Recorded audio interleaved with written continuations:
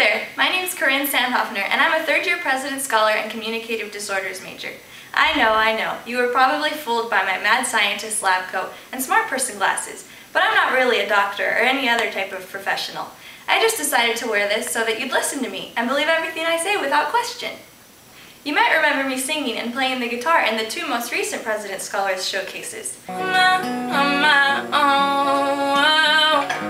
This year, though, I decided to leave all that silly musical stuff behind and focus on something way more important. This year is flying by, and it's already almost June. What's the most important thing about June, you ask? No, it's not the start of summer, Morgan Freeman's birthday, or Father's Day. June is Aphasia Awareness Month. What's aphasia, you ask? Well, let's ask these people. What is aphasia? Aphasia.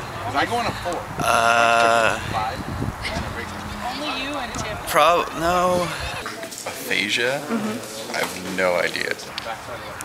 I do not know. What? That's like, aphasia it's like Eurasia. Aphasia is some kind of illness. Would it have something to do with forgetting things? I'm not sure. It almost sounds like a sickness, but I have no idea. When you're dazed and confused, I don't know what I'm going through right now. Something to do with dying or death. That's all I know. I've never heard that word. Wow, those people knew nothing about aphasia. That means most of you probably aren't too sure about it either. But you're in luck. I've been working with persons with aphasia through St. Jude Hospital for almost 2 years.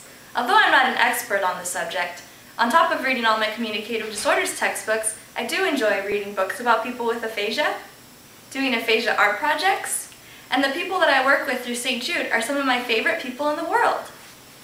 Aphasia is very complicated, but in short, it's a communication disorder caused by some type of brain damage, usually a stroke.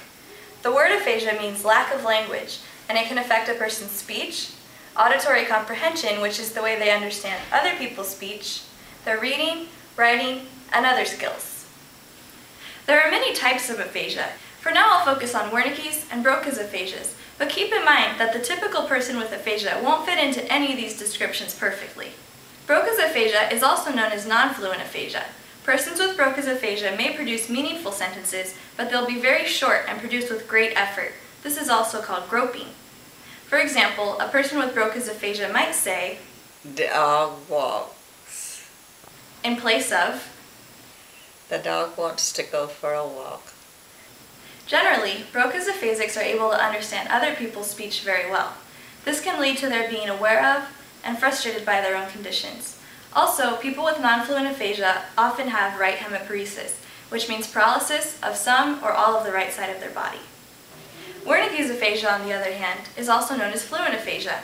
Persons with Wernikes aphasia might produce long, flowing sentences, but they might sound completely crazy to the people around them.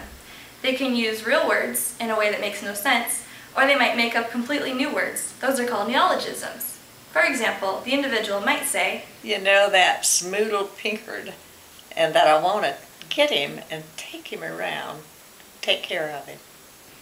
Instead of, "I want to take the dog for a walk." People with Wernikes aphasia often have very poor auditory comprehension. Since they don't understand the speech of those around them, or even their own speech, they often don't even know that they have a problem.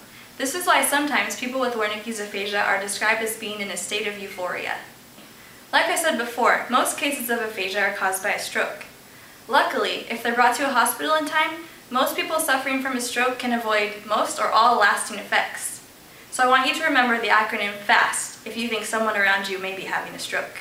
F is for face. Ask the person to smile. Make sure their smile is symmetrical. A is for arms. Ask the person to raise both arms and make sure the arms are equally strong. S is for speech. Ask the person to repeat a simple sentence or answer a question. Make sure their speech isn't slurred and that they're able to speak and understand language. T is for tongue. Ask the person to stick out their tongue. If it pulls or droops to one side, this may be a sign of a stroke as well. T is also for time. If you suspect someone's having a stroke, call 911 right away. Every minute counts, and you could save someone's language or even their life. Thanks for listening, and enjoy the rest of Showcase.